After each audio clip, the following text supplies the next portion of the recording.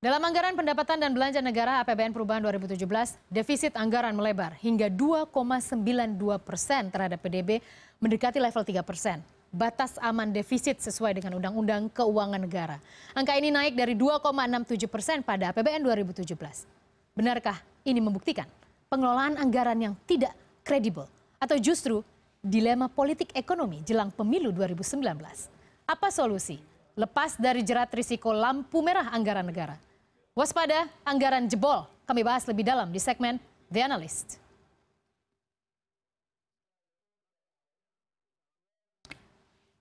Dan kami saat ini sudah bersama dengan Bima Yudhistira Adi Negara, peneliti Indef yang juga baru saja menulis terkait APBNP 2017. Mas Bima, selamat datang di CNN Indonesia. Apa kabar? Baik. Saya nggak begitu yakin bahwa anggaran kita sedang baik ya, karena terjadi revisi sana-sini. Mas Bima, tulisan Anda sudah saya baca, sudah dibaca juga banyak orang. Kritik Anda terhadap APBNP 2017? Iya, pemerintah akhirnya menargetkan bahwa defisit anggaran yang kita paling cermati itu bisa tembus sampai 2,92%. 2,92% itu dalam artian belum termasuk belanja yang dipotong secara alamiah, begitu yang sedihnya penyerapannya tidak tercapai 100%. Sehingga memang kalau pemerintah sodorkan dua angka 2,92% dan 2,67%. Tetapi dengan prediksi bahwa sampai 2,92%, ini saya kira juga ada kekhawatiran mengulang pada tahun 2015 kemarin. Pada tahun 2015 itu anggaran diprediksi defisitnya 1,9%. Tetapi faktanya bisa defisit sampai 2,8%. Jadi 2 kali lipat. Hampir gitu. 2 kali lipat. Jadi kalau outlooknya atau kalau misalkan sudah ditetapkan 2,92%, ini ada kemungkinan bisa lebih daripada angka 3%. Dan ini konsekuensinya bagi politik ya terutama karena presiden akan dianggap melanggar undang-undang kalau bisa tembus seperti itu. Nah, untuk mengurangi itu kalau kita lihat memang solusi paling jangka pendek adalah menambah utang. Nah, tapi ini gali lubang tutup lubang yang saya kira terus terjadi dan angkanya makin parah. Oke, Mas Bima, ada juga beberapa pendapat, misalnya dari Senayan juga yang menyimpulkan bagaimana kalau kita, ya saya tahu mungkin proses politiknya akan lebih panjang. Bagaimana kalau misalnya tidak 3% untuk defisitnya, jadi seperti Malaysia misalnya juga lebih tinggi dibandingkan PDB. India juga demikian. Bagaimana menurut Anda? Apakah itu bisa kita lakukan dalam jangka pendek misalnya? Saya pikir ketika pemerintah melebarkan batas defisit ya di atas 3%, betul maksimal, bahkan ada ide di atas 5% gitu ya. Ini ada konsekuensi negatif yang kalau kita lihat. Salah satunya adalah pemerintah menjadi sembrono dalam membuat anggaran, termasuk nanti belanja-belanja yang saya kira tidak operasional ya, tidak terlalu urgent begitu, tidak terlalu skala prioritasnya. Ini akan terus ditambah sehingga bisa mendekati batasan yang baru. Nah, bukankah 3% itu konsensus internasional? Oh iya, betul. Itu adalah salah satu produk dari krisis tahun 98. Sehingga memang dikasih batas 3% agar pemerintah berhati-hati. Nah, kalau batasan itu dilanggar, ke depannya ya otomatis ada belanja tadi. Contohnya, ini kan mendekati tahun politik. Mau tidak mau. Kita belajar daripada tahun 2009 kemarin ya. Pada waktu politik, belanja subsidi naik begitu besarnya. Bahkan kenaikannya sampai 21% dibandingkan anggaran sebelumnya. Nah, ini akhirnya menjadikan salah satu indikator mendekati tahun politik sangat riskan apabila defisit dilebarkan dengan nama belanja tadi subsidi. Ini bisa beresiko pada pendapatan pemerintah dan kemudian defisitnya juga bisa membengkak. Dan saya kira kalau 5% bisa lebih daripada itu kalau dibiarkan begini. Tapi bukankah di keputusan politik yang populis menjelang Pilpres 2019? Apakah Anda melihat ada pertimbangan tersebut? Mengingat Ibu Sri Mulyani, salah satu tim ekonomi, dan disebutkan juga ini the dream team untuk ekonomi di pemerintahan Joko Widodo, pernah menyindir ketika tahun 2016 yang menyatakan bahwa terlalu tinggi ekspektasinya sehingga dipangkas, dan saat ini seperti bumerang kepada beliau karena ternyata melebar saat ini defisitnya. Apakah seorang Sri Mulyani menurut Anda harusnya paham betul apa yang sedang dihadapi? Ya.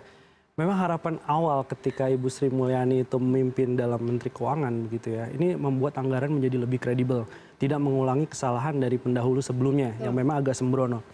Pertama kita kritisi juga menjadikan pertumbuhan ekonomi naik 5,1 jadi 5,2% dalam perubahan 2017 ini.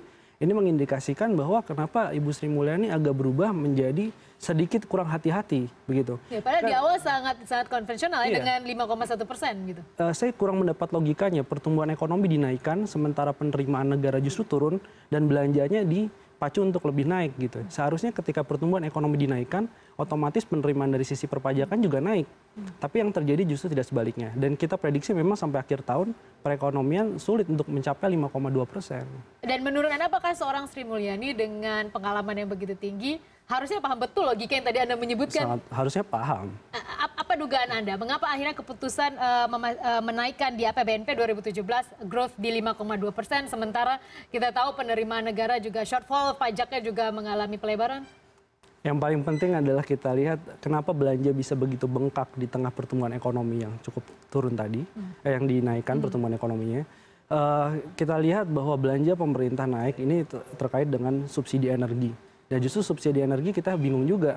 Kemarin dicabut subsidinya untuk pelanggan listrik 900 VA, begitu ya. Kemudian ada restitusi tadi yang disebutkan. Dan sekarang pemerintah justru dalam era APBNP 2017 ini menambah sekitar 7 triliun untuk subsidi listrik.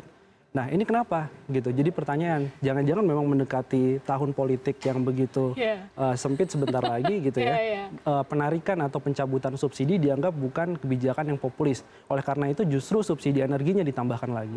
Oke, sehingga tim ekonominya pun mengutak-ngatik angka tersebut agar jadi nggak realistis. Jadi realistis.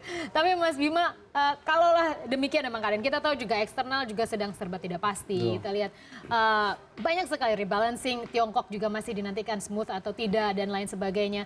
Kita juga punya tantangan internal. Apakah Anda memiliki proposal mungkin? Seperti apa harusnya pengelolaan anggaran? Sehingga paling tidak kita tidak sangat-sangat mengerikan kalau kita bisa lebih dari 3%. Apakah Anda memiliki solusi agar anggaran defisitnya tidak lebih dari 3%? Solusi paling konkret ada pada dana transfer daerah. Dana transfer daerah kenaikannya luar biasa, tetapi efektivitasnya itu sangat rendah. Terbukti banyak sekali kepala daerah yang justru membelanjakan anggaran, misalkan dana alokasi umum, itu sebagian besar digunakan untuk belanja pegawai. Beberapa daerah porsinya itu 40% anggaran di daerah habis untuk belanja pegawai, yang saya kira memang tidak produktif, ya begitu ya. Kemudian kita lihat banyak sekali daerah yang menumpuk simpanan di perbankan. Bahkan simpanannya cukup naik fantastis begitu di bulan Mei dibandingkan bulan April. Nah, kita lihat kalau seperti itu, artinya penggelontoran dana transfer daerah yang tahun 2017 angkanya lebih tinggi dibandingkan belanja kementerian dan lembaga, ini efektivitasnya harus dikaji ulang. Nah, solusinya kalau ada yang menawarkan, ya udah tambah utang saja untuk menutup defisit, saya nggak sepakat gitu. Karena mungkin utang untuk menyelamatkan defisit tahun ini saja, tapi tahun ke depannya ini akan menjadi beban berat. 2019 adalah jatuh tempo paling tinggi utang kita. 2018 sampai 2019. Berapa besar untuk 2019 itu, Mas? 2018 dan 2019 kalau digabung sekitar 810 triliun. Pemerintah harus berpikir itu. Bagaimana kemudian berpikir untuk mengembalikan cicilan dan bunganya. Nah, solusi paling baik saya kira tadi adalah memangkas dana transfer daerah. Tapi faktanya ini kan tahun politik sekali lagi. Kalau dalam konteks itu mau nggak pemerintah pusat kemudian didemo oleh kepala daerah? Kalau saya misalkan, ya nggak ada masalah gitu. Demi kepentingan masyarakat yang lebih banyak. Toh penganggaran yang terlalu besar untuk anggaran daerah, efektivitasnya masih diragukan hingga saat ini. Terutama soal dana desa yang memang penyerapannya juga masih rendah. Dan ada potensi kita lihat penyimpangan yang terjadi. Kalau tidak hati-hati. Tapi tidak populis. Itu konsekuensi politik yang harus dihadapi saya kira. Konsekuensi politik. Tapi selain itu apakah Anda punya opsi lain yang mungkin bisa dipertimbangkan untuk pengelolaan anggaran? Memang dari sisi penerimaan kita sangat tight gitu. Dari sisi penerimaan kita masih bisa lakukan sesuatu gitu ya. Kita akan dorong terus adalah ekstensifikasi. Jadi kalau intensifikasi memang agak berat. Apalagi kita sudah punya data dari tax amnesty misalnya. Iya. Itu salah satu yang bisa dikejar. Tapi ekstensifikasi di sini adalah ekstensifikasi cukai. Kita harus mendorong terus bahwa pemerintah sudah menganggarkan 1,6 triliun padahal di 2017 dalam APBN untuk mengenakan cukai pada kantong plastik. Tapi sampai hari ini belum ada kabarnya. Itu yang memang harus terus didorong. Jadi ada banyak cara sebenarnya dari segi penerimaan yang bisa dilakukan. Tetapi soal tax amnesty tadi sekarang pemerintah masih bingung. Datanya sudah ada tetapi belum bisa dikejar karena apa? Undang-undang ketentuan umum perpajakannya belum direvisi. Jadi saya kira memang masih jangka panjang sekali. Keterbukaan informasi untuk perpajakan itu bisa baru kita tarik uangnya masuk ke kas negara 3-5 tahun ke depan. Penyidikannya butuh waktu yang sangat panjang. Mas Bima, dengan kritik Anda tersebut, proyeksi Anda berapa growth Indonesia hingga akhir 2017 dan seperti apa asumsi makro kita hingga akhir 2017? Apakah sejalan dengan target-target asumsi pemerintah? Yang pertama saya lihat adalah pertumbuhan ekonomi dengan kondisi harga komoditas yang terus mengalami penurunan, bahkan harga minyak mentah turun 17% sejak pertengahan April. kemarin. Jadi pertumbuhan ekonomi sampai akhir tahun akan sulit menembus 5,1%. Kita pasang baseline antara 5,05% sampai 5,1%. Kemudian yang kita lihat juga adalah asumsi harga minyak dunia. Ya, kembali lagi ke ICP kita itu kan dinaikkan dari 45 US dollar per barel menjadi 50 US dollar per barel. Justru di saat harga minyak mentah dunia diprediksi sampai akhir 2017 ini mengalami penurunan karena adanya oversupply dari Amerika Serikat dan krisis Qatar di luar dari prediksi ya, justru menurunkan harga minyak dunia bukan menaikkan harga minyak dunia. Jadi menaikkan ICP dari 45 menjadi 50 US dollar per barel ini sangat kental sekali, muatannya bukan muatan ekonomi, entahlah muatan apa.